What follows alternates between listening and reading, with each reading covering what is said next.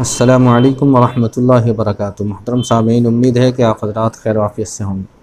اللہ تعالیٰ آپ سبھی کو صحیح سلامت رکھے، ایمان کی حالت میں رکھے۔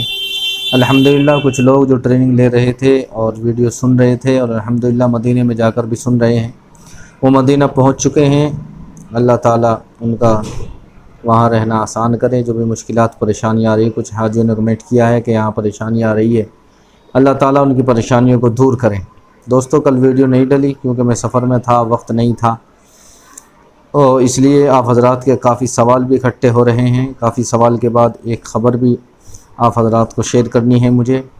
پہلے ضروری سمجھتا ہوں کہ آپ حضرات کے سوال کے جواب دے دیے جائیں، اس کے بعد میں انشاءاللہ وہ خبر بھی آپ کے سامنے شیئر کروں گا۔ تبسم بہن نے پوچھا ہے کہ 6 جون کی حج کی لکھنؤ سے فلائٹ جائے گی۔ لکھنؤ سے فلائٹ کہاں جائے گی؟ 6 جون کی جو فلائٹ جائے گی وہ جدہ جائے گی، مدینے میں نہیں جائے گی۔ محمد ممتاز علی بھائی نے کہا ہے کہ مکروہ وقت کی وضاحت کریں کہ مکروہ وقت کیا ہوتا ہے۔ کیا فجر اذان کے بعد سے فجر نماز ہونے تک نفل نماز پڑھ سکتے ہیں یا نہیں؟ دیکھیے، مکروہ وقت جو ہے وہ جب ہوتا ہے جب سورج نکلنا شروع ہوتا ہے۔ سورج نکلنا شروع ہونے سے 20 منٹ تک رہتا ہے۔ اسی طرح دوپہر میں 12 ساڑھے 12 بجے جو زوال کا وقت ہوتا ہے، سورج بالکل اوپر چلا جاتا ہے، آدھا دن جہاں ہوتا ہے جا کر کے، وہ بھی مکروہ وقت ہوتا ہے۔ اسی طرح عصر کے بعد مکروہ وقت ہوتا ہے جب سورج چھپنے لگتا ہے۔ آپ نے جو یہ فجر کی نماز کے بارے میں پوچھا ہے، دیکھیے عصر سے مغرب تک اور فجر کی نماز کے بعد سورج نکلنے تک ہم نے نماز پڑھ لی، لیکن ابھی نماز قضا ہونے میں وقت ہے اور آپ کچھ نفلیں پڑھنا چاہیں تو نفلیں نہیں پڑھ سکتے۔ فجر کی نماز سے پہلے آپ نفلیں پڑھ سکتے ہیں۔ آپ صلاۃ التسبیح پڑھ لیں، صلاۃ تحیۃ المسجد پڑھ لیں، تحیۃ الوضو پڑھ لیں، تو فرض سے پہلے آپ فجر کی نماز میں پڑھ سکتے ہیں۔ فجر کی نماز اب ہو گئی لیکن ابھی سورج نہیں نکلا، وقت باقی ہے۔ آپ جو ہے نفلیں پڑھنا چاہیں تو نفلیں نہیں پڑھ سکتے، فرض آپ پڑھنا چاہیں تو پڑھ سکتے ہیں۔ اسی طرح عصر کے بعد اگر آپ نے ابھی عصر کی نماز کے فرض نہیں پڑھے ہیں، آپ نفلی پڑھنا چاہتے ہیں تو نفلیں پڑھ سکتے ہیں۔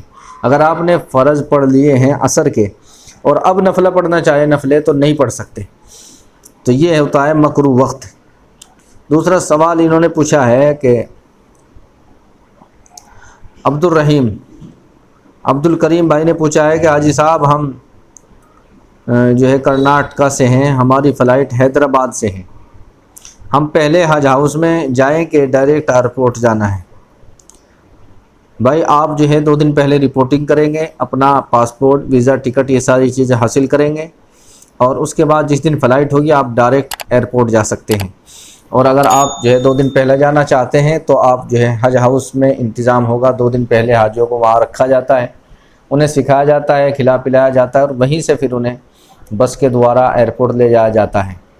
تو آپ اگر 2 دن پہلے سے ہی وہاں جانا چاہتے ہیں تو آپ جا سکتے ہیں، ورنہ 2 دن پہلے ٹکٹ پاسپورٹ اپنا لے آئیں، اور جس دن فلائٹ ہے اس دن جو ہے 6 گھنٹے پہلے آپ ایئرپورٹ پہنچ جائیں۔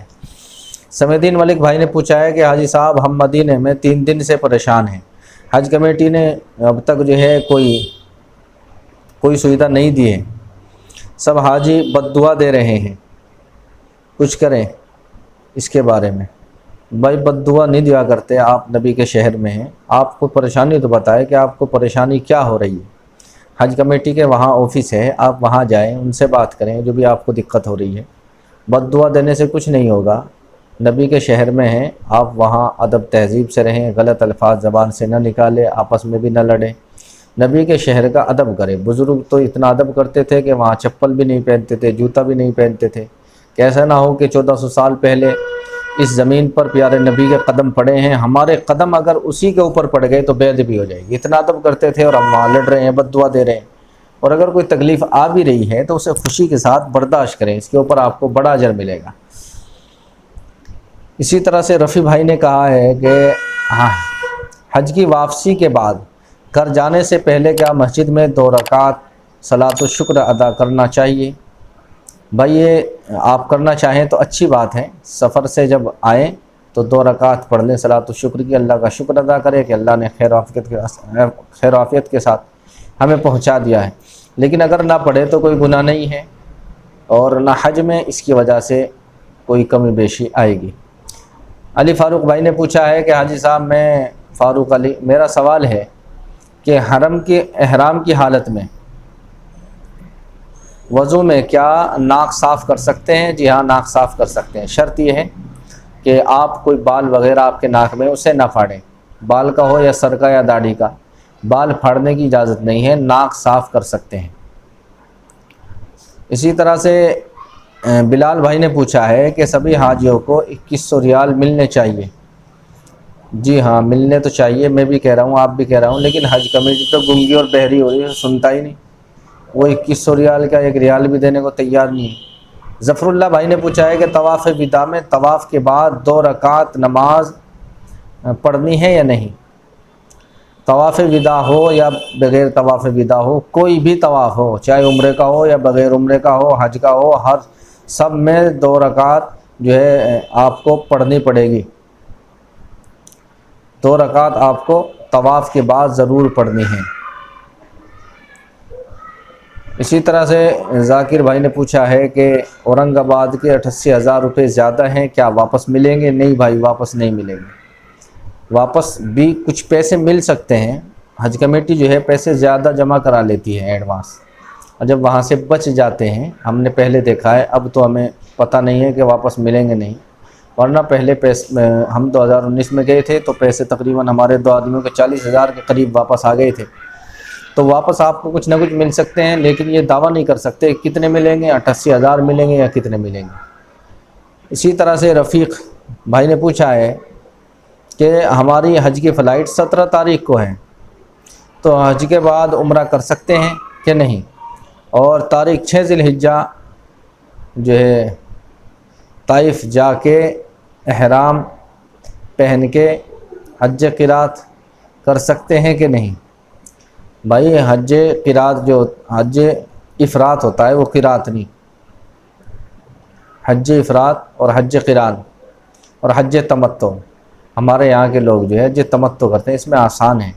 حج افراد اور حج قرات جو آپ پوچھ رہے ہیں، یہ دیکھیے اس کے لیے احرام آپ جب یہاں سے جائیں گے نا تو احرام پہلے سے بن جائے گا، اور جب تک حج نہیں ہوگا احرام نہیں کھلے گا، اس کی تو بہت لمبی پابندی ہے، اسی دن نہیں باندھا جائے گا اس کا۔ تو اس لیے آپ سے گزارش ہے کہ حج تمتع کریں، جس دن آپ جو ہے بلڈنگ سے روانہ ہوں گے 7 تاریخ میں حج کے لیے، اس دن جو ہے آپ بلڈنگ سے ہی احرام باندھیں گے اور نیت کریں گے اور تلبیہ پڑھتے ہوئے مینا کی طرف روانہ ہوں گے۔ ایک بہن نے پوچھا ہے کہ حج میں قصر کی نماز کے بارے میں بتائیں۔ دیکھیے قصر کی نماز، اگر آپ پہلے مدینہ گئے ہیں تو مدینہ میں 8 دن رہنا ہے، اور 8 دن میں آدمی مسافر ہی رہتا ہے، تو امام کے پیچھے وہاں نماز پڑھتے ہیں، سبھی مرد بھی عورتیں بھی، تو امام کے پیچھے نماز پوری پڑھی جاتی ہے، اور اگر نماز نکل گئی، اکیلے پڑھ رہے ہیں تو پھر قصر پڑھی جائے گی۔ قصر میں نماز جو ہے وہ 4 رکعت والی 2 پڑھی جاتی ہے، لیکن جو 3 والی ہے جیسے مغرب کی یا فجر کی 2 والی ہے یہ پوری پڑھی جاتی ہے، اور عشاء کی جو 3 وتر ہے یہ بھی پورے پڑھنے پڑیں گے قصر میں۔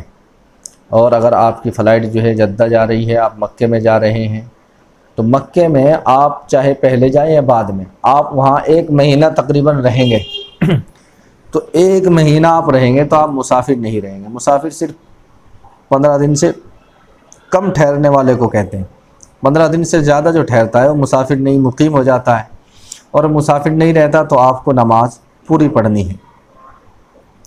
اور رہی بات مینا، عرفات، مزدلفہ، انہیں لوگ سمجھتے ہیں کہ بہت دور ہے، تو وہاں بالکل قریب ہے۔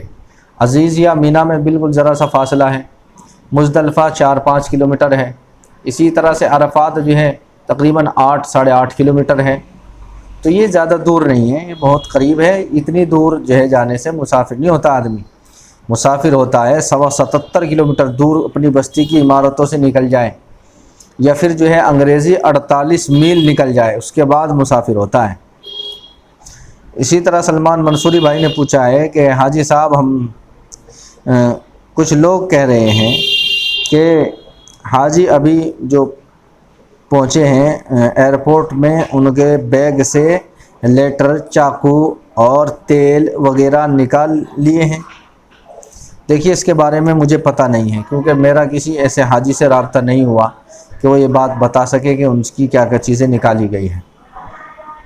اگر آپ سے کسی کا رابطہ ہوا ہے، سنی سنائی بات نہ بتائیں، آپ ان سے خود بات کر کے بتائیں کہ حقیقت میں ایسا ہو رہا ہے نہیں۔ اگر حقیقت میں ایسا ہو رہا ہے تو ہم پھر حاجیوں کو جو ہے بتائیں گے، سبھی کو اطلاع دیں گے، وہ پھر اپنا سامان کیوں لے جائیں گے، کیوں ہم ایئرپورٹ والوں کو دیں گے، اتنے پیسے ہم برباد کریں گے۔ اس لیے آپ صحیح تحقیق کر کے بتائیں، جس صحیح تحقیق ہو، کوئی جاننے والا اس کا وہاں پہنچا ہو، ان سے معلوم کرے بھائی آپ تیل وغیرہ لے گئے تھے نہیں، گھی آپ کا ایئرپورٹ پہ نکالا یا نہیں نکالا، اس کے بعد آپ بتائیں۔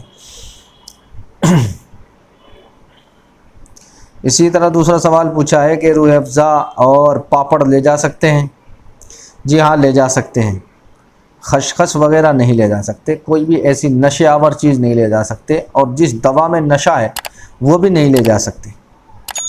یہ جو روح افزا وغیرہ یہ سب چیزیں وہاں بھی مل جاتی ہیں، یہاں سے کھینچنے کی کیا ضرورت ہے، آپ وہاں جا کر بھی لے سکتے ہیں۔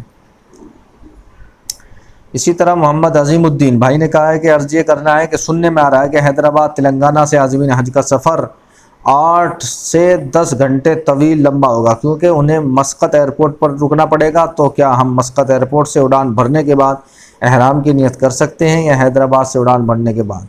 جی ہاں، آپ مسقط سے بھی جو ہے نیت کر سکتے ہیں۔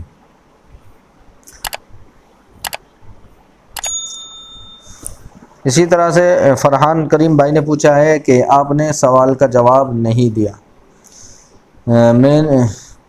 میں نے پوچھا تھا کہ سب کے نام سے عمرہ کرنے کے لیے کیا ہر بار مسجد عائشہ جانا پڑے گا؟ میں اکیلی ہوں، میرے لیے ہر بار جانا ممکن نہیں۔ دیکھیے، آپ جتنے بھی عمرے کریں گی اپنی طرف سے کریں یا دوسرے کی طرف سے، آپ کو ہر بار مسجد عائشہ جانا پڑے گا۔ دوسرے اگر آپ کے بس کا نہیں، آپ نہیں جا سکتی، آپ جو ہے کمزور ہیں یا جو ہے معذور ہیں، کچھ بھی آپ کو پریشانی ہے، تو پھر اس کا طریقہ یہ ہے کہ آپ ایک عمرہ کریں، اپنے نام سے عمرہ کریں، اور اپنے نام سے عمرہ کر کے اس کے بعد میں کہے یا اللہ میں نے یہ جو عمرہ کیا ہے اس کا ثواب فلاں فلاں کو پہنچا دے، جنہیں بھی آپ کو پہنچانا ہے سب کو بس ثواب پہنچ جائے گا۔ پھر آپ جو ہے سب کی طرف سے عمرہ نہ کریں۔ دوستو اسی طرح سیف بھائی نے پوچھا ہے کہ سم ملے گا وہاں کہ نہیں، اس بار کچھ سمجھ میں نہیں آ رہا ہے۔ دیکھیے، سم کی آپ زیادہ ٹینشن نہ لیں، آپ جیسے ہی مکے میں پہنچے یا مدینے میں پہنچے آپ کو وہاں سم کی دکان جگہ جگہ، بالکل جس طرح ہمارے یہاں یہ کمپنی والے، جیو والے، ایئرٹیل والے چھتری سی لگا کے بیٹھے رہتے، اسی طرح وہاں بہت ملیں گے سم بیچنے والے، اور سم آپ کو فری دیں گے، بس آپ کو اس میں کچھ ریچارج کرانا ہوگا۔ آپ جو ہے موبائلی، ایچ ٹی سی اور اسی طرح سے زین، یہ کمپنی وہاں زیادہ تر مشہور ہے، تو آپ جو ہے موبائل کا اچھا سم رہتا ہے، موبائل کا لے لیں یا زین کا لے لیں، ایچ ٹی سی کا بھی لوگ لیتے ہیں، پر زیادہ تر موبائل ہی کا چلتا ہے وہاں، تو آپ وہاں سم لے سکتے ہیں۔ اپنی آئی ڈی دکھا، جو حج کمیٹی کی طرف سے آپ کو گلے میں ڈالنے والے آئی ڈی کارڈ آپ کو ملا ہے، اسے دکھا کر آپ کو جو ہے وہ مل جائے گا۔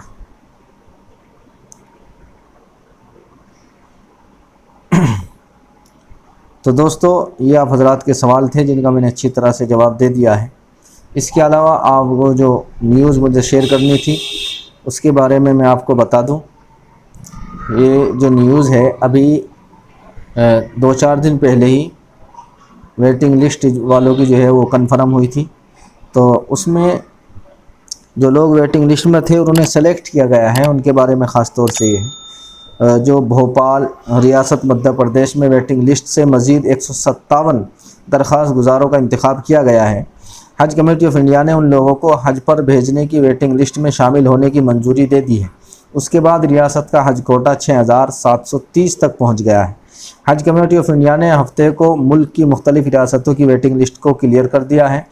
اس کے مطابق ریاست کے 157 حج درخواست دہندگان کو حج پر جانے کا موقع ملے گا۔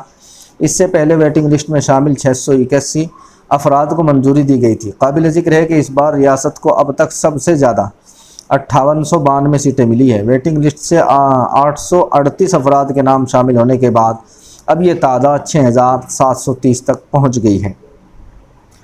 رقم جو ہے جو جمع کرنی ہے اور اپنے ڈاکومنٹ انہیں ویٹنگ لسٹ والوں کو جمع کرنے ہیں، تو حج کمیٹی آف انڈیا نے جو ہے کہا ہے کہ جن کی درخواست ویٹنگ لسٹ والوں کی کلیئر ہو گئی ہے وہ 31 مئی تک حج کے اخراجات جمع کرائیں۔ سینٹرل حج کمیٹی کے اکاؤنٹ میں جمع رقم کے ثبوت کے علاوہ اصلی پاسپورٹ، یعنی جو ہے آپ جو پیسے جمع کریں گے اس کی سلپ، اصلی پاسپورٹ، فوٹو، اسی طرح سے ویکسین سرٹیفکیٹ، اسی طرح سے میڈیکل سرٹیفکیٹ، اور یہ جو بھی کاغذات ہیں، مکمل کاغذات جو ہیں وہ حج کمیٹی کو آپ کو بھیجنے ہیں 31 تاریخ سے پہلے، کیونکہ وہاں سے جو پروازیں شروع ہوگی وہ 4 جون کو جو ہے اندور سے روانہ ہوگی، اس کے بعد 7 جون سے حج قافلہ بھوپال سے پرواز کرنا شروع کر دے گا۔ ریاست کے ان 2 سفری مقامات کے علاوہ ریاست کے حاجی ممبئی اور ناگپور سے بھی روانہ ہوں گے۔ تقریباً 42 دن کا سفر مکمل کرنے کے بعد حاجی مدینے سے واپسی کر دیے جائیں گے۔ تو دوستو ویڈیو اچھی لگی ہے، ویڈیو کو لائک کرتے، شیئر کرتے، چینل پر نئے ہیں تو چینل کو سبسکرائب کر لیں تاکہ آنے والی ویڈیو کا نوٹیفیکیشن آپ کو ملتا رہے۔ آئیے چلتے ہیں، پھر ملاقات ہوگی اگلی ویڈیو میں۔ السلام علیکم ورحمۃ اللہ وبرکاتہ۔